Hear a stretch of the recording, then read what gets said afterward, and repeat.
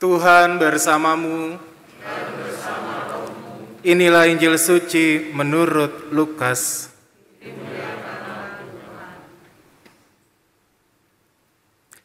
Pada waktu itu, Yesus sedang berdoa di suatu tempat. Ketika ia selesai berdoa, berkatalah seorang dari murid-muridnya kepadanya, "Tuhan, ajarlah kami berdoa, sama seperti yang diajarkan Yohanes kepada murid-muridnya." Yesus berkata kepada mereka, "Apabila kamu berdoa, katakanlah, Bapa, dikuduskanlah namamu, datanglah kerajaanmu, berilah kami setiap hari makanan kami yang secukupnya, dan ampunilah dosa-dosa kami, sebab kami pun mengampuni setiap orang yang bersalah kepada kami, dan janganlah membawa kami ke dalam pencobaan." Lalu katanya kepada mereka, "Jika seorang di antara kamu mempunyai seorang sahabat, dan pada tengah malam pergi kepadanya lalu berkata, 'Sahabat, pinjamkanlah kepadaku 3 buah roti, sebab seorang sahabatku yang sedang berada dalam perjalanan singgah ke rumahku, dan aku tidak mempunyai apa-apa untuk dihidangkan kepadanya.' Masakan sahabat yang di dalam rumah itu akan menjawab, 'Jangan mengganggu aku, pintu sudah tertutup, dan aku serta anak-anakku sudah tidur. Aku tidak dapat bangun dan memberikannya kepadamu.' Aku berkata kepadamu, sekalipun dia tidak mau bangun dan tidak mau memberikan sesuatu kepadanya, meskipun ia itu sahabatnya, namun karena sikap sahabatnya yang tidak malu itu, ia akan bangun juga dan memberikan kepadanya apa yang dia perlukan. Oleh karena itu, aku berkata kepadamu, mintalah, maka kamu akan diberi. Carilah, maka kamu akan mendapat. Ketuklah, maka pintu akan dibukakan bagimu. Karena setiap orang yang meminta akan menerima, setiap orang yang mencari akan mendapat, dan setiap orang yang mengetuk akan dibukakan pintu baginya. Bapa manakah di antara kamu yang memberi anaknya seekor ular kalau anaknya minta ikan, atau kalajengking kalau yang diminta telur? Jadi, jika kamu yang jahat tahu memberikan yang baik kepada anak-anakmu, apalagi Bapamu yang di surga, Ia akan memberikan Roh Kudus kepada siapapun yang meminta kepadanya. Demikianlah Injil Tuhan. Terpujilah Kristus.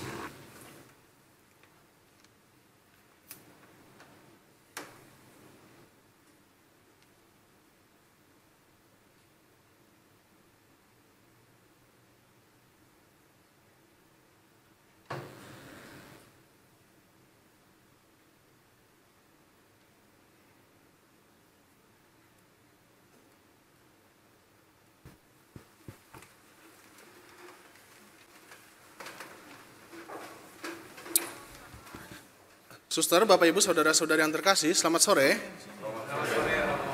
Apa kabar? Ya, baik. Anak-anak, selamat sore. Ada anak-anak enggak? Romo pengen dengar suara anak-anak. Anak-anak, selamat sore. Ya. Anak-anak, Romo pengen bertanya sama kalian. Kalau di rumah minta sesuatu ke mama sama papa, biasanya yang memberikan itu mama apa papa? Siapa yang memberikan? Semuanya. Kalau anak-anak minta makan, mintanya sama mama apa papa? Wah, ada yang teriak mama. Ada siapa lagi anak-anak? Nah, anak-anak Romo mau nanya, jawabnya rame-rame ya. Kalau anak-anak minta uang jajan, nah, mintanya sama mama apa sama papa? Sama siapa? Sama mama. Kalau minta sama papa dikasih nggak? Dikasih, tapi dikit. Ya, baik, Bapak Ibu saudara-saudari yang terkasih, kalau kita berbicara atau kita merenungkan bacaan Injil yang kita dengarkan pada sore hari ini, itu kita mendengarkan tentang orang-orang yang datang kepada Yesus dan mereka berkata, Tuhan, ajarkanlah kami untuk berdoa. Dan boleh kita lihat, ya, dalam doa kita setiap hari, Anda dan saya lakukan setiap hari, kerap kali doa yang kita panjatkan kepada Tuhan, itu isinya lebih banyak permintaan, permohonan. Benar apa enggak? Ya. Kita lebih mudah meminta, kita lebih mudah memohon kepada Tuhan daripada mengucap syukur. Benar enggak? Padahal Bapak Ibu saudara-saudari yang terkasih, kekuatan doa kita itu luar biasa. Saya mau bertanya kepada Anda semua. Ada di sini yang berdoa kepada Tuhan, Tuhan saya mau diet biar kurus. Ada? Ada enggak? Ada apa enggak? Percaya enggak kekuatan doa bisa membuat kita kurus? Di sini ada enggak yang kalau mau makan berdoa dulu? Kenapa doa sebelum makan itu bisa membuat kita kurus? Ada yang bisa jawab? Bingung. Apa hubungannya Romo? Doa sebelum makan sama kurus? Begini jawabannya. Jadi, kalau Anda lihat, kalau kita berdoa sebelum makan, ya, atau kalau kita lihat orang lagi kondangan, ya, itu kan kita mau makan, kita udah ngelirik-ngelirik makanannya dulu, bener nggak? Ya, kita udah ngeliat nih, ini kira-kira saya ngambil yang mana nih? Kambing gulingnya banyak nih, berarti kesana duluan, gitu ya. Nah, ketika kita berdoa, ya, kita itu kan hening dulu, gitu ya. Nah, ketika kita hening, kita itu tanpa sadar melihat makanan yang mau kita makan. Atau kalau kita sudah ngambil makanan di piring kita masing-masing, gitu ya. Nah, kita tuh mulai berpikir tuh ketika kita berdoa. Nah, walaupun dalam hati berdoa, mata tetap menatap makanan, ya kan? Bener nggak? Kalau kita merem lama-lama nanti makanannya hilang. Nah, ya, ketika kita berdoa kita mulai ngeliat, waduh, ayamnya kebanyakan nih, gitu ya. Waduh, nasinya kebanyakan nih, gitu ya. Nah, ketika kita menyadari itu nanti kita akan sadar, oh iya ya, cukup makannya sedikit aja. Oh iya lupa ya, saya punya kolesterol gitu ya, maka ngambil ininya sedikit aja. Gitu ya. Nah, itulah alasannya kenapa kalau kita berdoa sebelum makan itu bisa menjadi kurus. Gitu ya. Percaya nggak Bapak Ibu? Percaya nggak? Percaya, coba deh lakuin. Itu iseng-iseng saya aja sebenarnya. Ya Bapak Ibu saudara-saudari yang terkasih, kita selalu berdoa dan kita bertanya kepada Tuhan, Tuhan ajarkanlah kami untuk berdoa. Dan kita kerap kali dalam doa-doa kita itu lebih banyak permohonan, permintaan daripada ucapan syukur. Maka marilah kita merenungkan pada perayaan Ekaristi sore hari ini, ya, kita diajak oleh Tuhan untuk melihat bahwa sebenarnya yang pertama-tama dalam doa kita diajarkan oleh Tuhan Yesus untuk menyadari kepada siapa kita berdoa. Kadang-kadang ya kita tahu kita berdoa, tapi kita nggak tahu kita berdoa kepada siapa. Coba Anda bertanya dalam hati kita masing-masing, dalam pengalaman kita, kadang-kadang kita berdoa ya sekedarnya, sekedar lewat. Tuhan Yesus saya mau begini. Bapak saya mohon hari ini supaya saya begini dan sebagainya. Tetapi kita tidak menyadari dengan sungguh kepada siapa kita berdoa. Maka hari ini Yesus mengatakan dengan jelas kepada para muridnya yang meminta kepada Yesus, Tuhan ajarkanlah kami cara berdoa. Jawabannya jelas, Yesus mengatakan berdoalah kepada Bapa di surga. Yesus mengatakan apabila kamu berdoa, Bapa dikuduskanlah namamu. Jadi kepada siapanya kita menyebut dulu. Bapa dikuduskanlah namamu. Kita tahu kepada siapa kita berdoa. Dia yang kita panggil Bapa dan Dia kudus.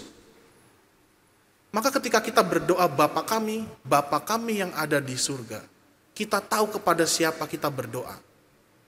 Dan Yesus mengajarkan ketika saya menyebut Tuhan sebagai Bapa, mau menunjukkan bahwa ada relasi yang dekat antara kita dengan Tuhan sendiri. Sama seperti yang saya tanyakan kepada anak-anak di awal perayaan Ekaristi. Anak-anak itu dekatnya dengan siapa? Dengan mamahnya atau dengan papanya? Dan semakin dekat relasi mereka, mereka akan lebih dekat atau dengan lebih mudah meminta kepada mamanya atau dengan papanya. Demikian juga kita, ketika kita berdoa, kita tahu kepada siapa kita berdoa, lalu menjadi lebih mudah karena kita merasa dekat dengan Tuhan sendiri. Maka Yesus mengajarkan, Bapa, dikuduskanlah namamu. Itu yang pertama. Yang kedua, Bapak Ibu Saudara-saudari yang terkasih, kerap kali doa kita itu egois. Kita lebih mudah berkata apa? Tuhan, semoga hari ini saya begini. Semoga aku boleh seperti ini. Semoga hari ini saya memperoleh rejeki. Semuanya berkaitan dengan aku, saya, dan saya lagi. Tetapi lihat, dalam bacaan Injil, Yesus menunjukkan hal yang berbeda.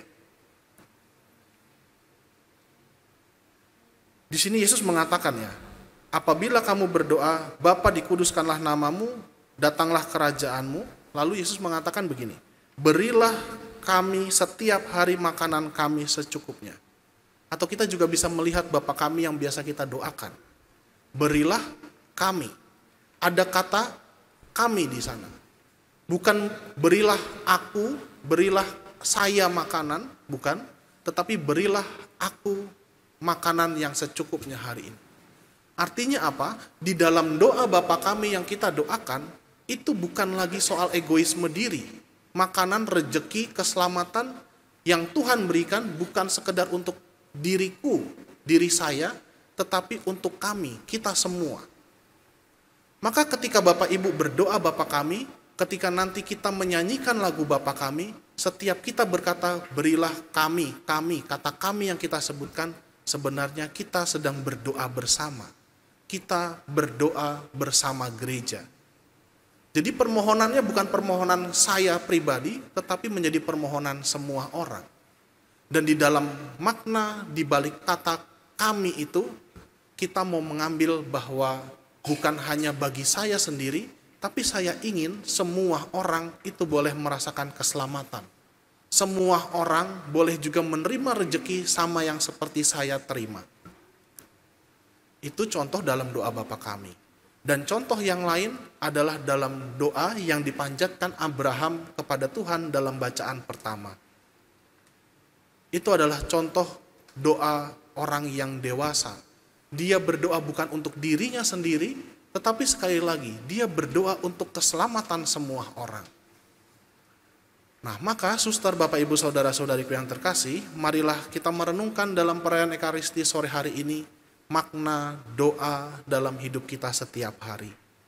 Kita boleh meminta, kita boleh memohon kepada Tuhan, karena dalam bacaan Injil juga dikatakan, mintalah maka kamu akan diberi, ketuklah maka pintu akan dibukakan bagimu. Tetapi kita mulai pada sore hari ini dengan cara pandang yang baru. Yang pertama, kita tahu kepada siapa kita berdoa. Yang kedua, kita bukan hanya menunjukkan egoisme diri kita sendiri, tetapi kita masukkan dalam doa-doa kita orang-orang yang ada di sekitar kita. Mari kita belajar supaya dengan merenungkan makna doa yang kita dengarkan dalam bacaan-bacaan pada sore hari ini, kita pada akhirnya boleh bertumbuh dalam iman, kita dikuatkan, dan kita juga disadarkan betapa besar cinta Tuhan dalam hidup kita.